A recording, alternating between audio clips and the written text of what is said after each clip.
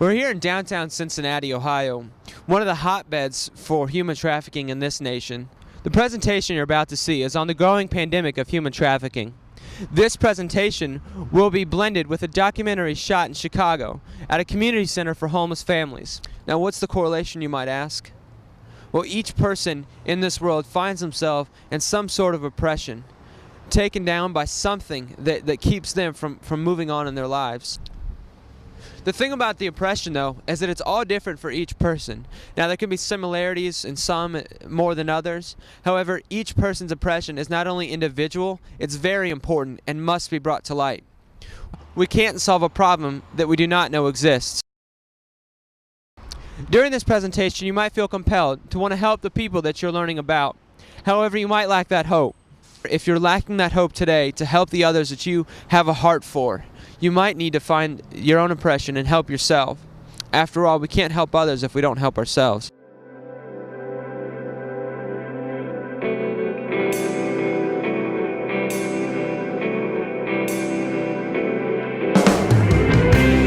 This year when I found out that we were going to tackle this huge issue of human trafficking, it was a bit overwhelming when we started finding out just the statistics that go into it. And the Lord has given me a passion for young girls, and I really feel He's anointed me to speak His words into them and let them know that, they are created to live for a higher standard than the world has given them. And when I found out about these girls, and the statistics tell us that there are 27 million people being trafficked, and in the United States alone there are over 100,000, and that completely broke my heart to know that there's a generation of girls in Nepal and in Cincinnati and Columbus and other places that, they're being told that they're not worth it, that they're nothing more than, a body that's being sold. And that really, really drove my passion and broke my heart for these girls.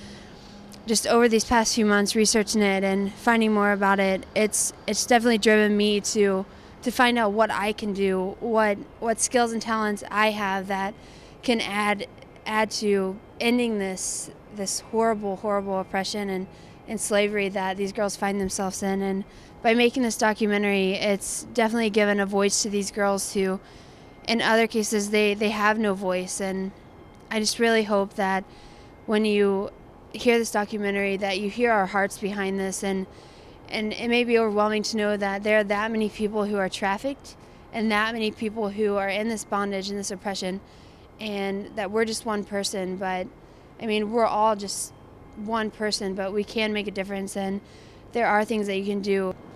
As I mentioned before, there are over 100,000 people trafficked into the United States each year, and Cincinnati and Columbus are two of the major cities that these people get trafficked to.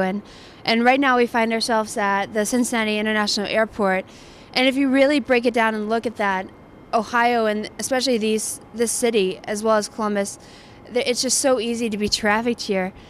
At the International Airport, there are flights continually coming through each day, and you can find yourself on a flight with a trafficked person or even a family who you may not even know that you're sitting next to, who are being lied to and told that they're coming here for work and coming here for a better life, and they're promised this by these people.